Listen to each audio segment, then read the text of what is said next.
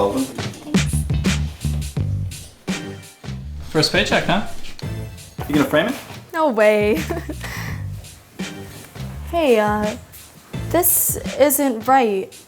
No, I worked 25 hours this week. Yeah, flip it over. You'll see where all that money went. What? Why do I have to pay that?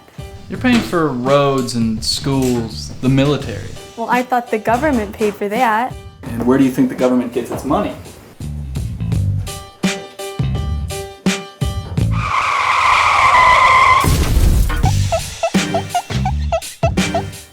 Where did your money go? Well, the government spends nearly $4 trillion each year. So where do you think it gets the money? Well, most of it comes from taxes, from us. Who else? There's federal personal income tax, FICA and federal unemployment tax, state income tax, state unemployment tax, and local taxes. They all come out of your paycheck. And then there's Social Security tax and Medicare. Those are pretty easy to see in black and white. But there are other taxes that you don't even think about, and we all take them for granted. There's state sales tax. Some states exempt food or books, but for the most part, we pay tax on what we buy. Do you drive? Yeah, I just got my license. That license is a tax. Pay for your own gas? Sure, now that I have this job. There's gasoline tax. It's just added at the pump. If you wonder why gas is cheaper in one state instead of another, the difference is often the tax. When you buy a car, new or used, you pay a vehicle sales tax, along with a vehicle license registration tax for your state's license plates. If your town or city requires you to have a sticker on your car, you might also be paying a vehicle tax too. Truckers pay a commercial license tax, a trailer registration tax, and a road usage tax. Don't think that concerns you? Think again. That tax makes its way into the price of every item that arrives at your grocery or big box store. So everything you eat, wear, or use carries some of that tax, passed along by the shipper. And your phone is taxed. Take a look at your bill. What's all this? There's a telephone federal excise tax, a telephone federal universal service fee tax, telephone federal, state and local surcharge taxes, and a telephone state and local tax? There's even a telephone minimum usage surcharge tax, telephone recurring and non-recurring charges taxes. Want to get away from it all and go on vacation? Your airplane ticket lists taxes too. Take a look. What? How can the taxes cost more than the airfare price? Sounds crazy, right? It doesn't stop there. When you arrive, there are multiple taxes on your hotel room. Like to hunt? Your hunting license is a tax. So is a fishing permit. Is there anything I can do that won't be taxed? Well, there are taxes to encourage people not to do certain things. There's soft drink taxes, cigarette taxes, and taxes on liquor. And in Arkansas, there's a special tax on tattoos and body piercings. Want to start a business? There's an accounts receivable tax. Open a restaurant? There's a food license tax. Become a freelance game designer? There's self-employment tax. Even unemployment payments are taxed. How does that make sense? In New York City, getting your bagels sliced at a deli will cost you an extra 8 cents. What? That's ridiculous. They call it the sliced bagel tax, and it was implemented to make the distinction between prepared foods and tax-exempt foods. And the taxes don't even end when you do. There's a federal estate tax that needs to be paid before any property is transferred to the dead person's heirs. And most states have an inheritance tax. That's seriously messed up. Why is the government going after the little bit of money that I make? Why don't they go after those big corporations? They make plenty of money. You say tax the corporations, but corporations are simply a group of individuals with a common mission. And by the way, Walmart didn't drop out of the sky as a mega corporation. It all started with Sam Walton and one store in Rogers, Arkansas. Most big corporations began as small companies, usually headed by one person. And that person spent a lot of time, money, and risk to make their businesses what they are today. Big corporations like Walmart employ thousands of people. Any corporate tax will result in reduced workers' salaries, reduced stockholders' dividends, or increased prices for the consumer. Well, Sullivan has just stumbled upon the most important fact about taxes. One way or the other, all taxes are paid by individuals. and it's the same around the world. In Europe, taxes can be even more confounding. They have what might be called a mysterious tax, the value added tax, or the VAT. To explain how the VAT tax works, let's ask Johan Norberg, a Swedish author and analyst, who is on location in Scotland to give us a European perspective. When it comes to taxes, things are a bit different here in Scotland. Like the US, the Scottish have income taxes, but they also have a consumption tax, a tax on things we buy. It's called a VAT, a value-added tax, and for most things, like this scarf I just bought, it's 20%. That's considerably higher than sales tax in the States, and here's why. The VAT is calculated on the value added at each stage of the manufacturing or distribution process. When the sheep farmer sells wool to the knitter pays the tax. But the knitter gets the tax they pay back when they sell the scarf to a clothing store. Then the clothing store pays the tax. But the clothing store gets the tax back when the consumer buys the scarf.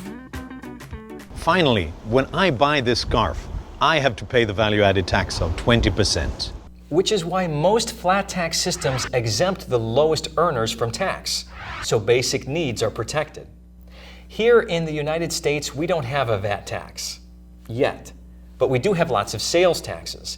And if you look closely, you'll see that sales taxes take a much higher percentage of total income from low earners than from high earners. So you can see how frustrating this business of taxes can become. But one thing is for sure, everyone will pay. There's gotta be an escape. Well, you could move to another country and renounce your U.S. citizenship, but there's a tax for that too. Hey, if it's any consolation, taxes have been around for a long time, maybe as long as civilization. The ancient Egyptian pharaohs imposed taxes on just about everything. The most important source of revenue was in the annual grain harvest tax that financed temples and royal institutions, including the royal tomb builders. The city-states of ancient Greece taxed their citizens to pay for wars, but once the war was over, any surplus had to be refunded.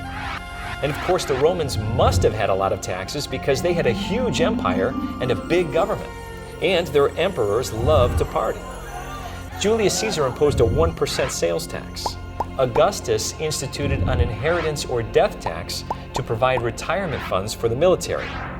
During the Middle Ages, European governments placed a tax on soap. It remained in effect for a very long time. Great Britain didn't repeal its soap tax until 1853. It seems taxes go hand in hand with running government. Maybe you've already learned about the taxes the British imposed on the colonists, like the Molasses Act and the Stamp Act, and that began the American Revolution. But when colonies became the United States, the new government didn't wait very long to impose its own taxes, like the excise tax that started the Whiskey Rebellion, and in 1798 a property tax to pay for the expansion of the Army and the Navy in case of a war. What became the first tax on income in America was signed by President Lincoln in 1861 to finance the Civil War. It wasn't called an income tax. Rather, Lincoln's tax was called the Act of August 5, 1861, and it was a flat tax. A year later, the U.S. would replace it with a progressive tax system, meaning those who earned more paid a higher rate. In this case, 3% on income above $600 and 5% on income above $10,000. To paraphrase what Lincoln's Commissioner of Revenue said about it, the people of this country have accepted it with cheerfulness to meet a temporary need, and it has excited no serious complaint in its administration. I'm not sure your parents think of the annual tax day on April 15th as cheerful. Today, those federal income taxes can commandeer up to 40% of a person's income. But most people will agree we need some taxes, right? This is former Chief Justice of the United States, Oliver Wendell Holmes. Back in Teddy Roosevelt's day, Justice Holmes gave us all what sounds like good reason to pay taxes. Taxes, he said, are what we pay for a civilized society. It's all laid out here word by word in these two volumes, the tax code. This must weigh close to 20 pounds. By 2015, the tax code was over 5,000 pages long and very complex. So complex, in fact, that tax attorneys and accountants need a wall of volumes to help them interpret it. Why has the tax code become so insanely complex? Let's ask Ted Dabrowski, Vice President of Policy at the Illinois Policy Institute, to explain. Every day you have thousands of people descend on Washington, D.C., lobbyists, special interest groups. They represent companies, unions, single-issue groups, and they're all there to get laws passed that favor them. And what they do is they come in and they buy votes, they spend a lot of money, and what they're trying to do is get legislation passed that's in their favor. And when they do, they add to the thousands and thousands of pages of code. We've got them bookmarked here that represent the different groups. You can trace those laws and those groups together and figure out who's influencing what. And in the end, what happens is you get all this tax code, pages and pages of it, books and books. And it means that people then have to be hired just to manage all that code. And who pays for all those people? The taxpayers. Okay, say we can go through the budget and cut out the waste. Hi-ya! That would reduce taxes and your average person would have more money to spend. That would boost the economy. Companies can create new jobs and put more people to work so that they too can start paying taxes. I'm all for that, but here, look at this check. It's 20% less than I thought that I was gonna make. I think that's an unfair bite for someone like me who's just starting off. And everywhere I turn, I'm getting taxed. My lunch, my new shoes, every time I use my phone. I can't even escape it when I go on vacation. And according to you, it's not gonna get any better as I get older. I hate to break this to you, but to tell you the truth, that first paycheck isn't really yours at all. What?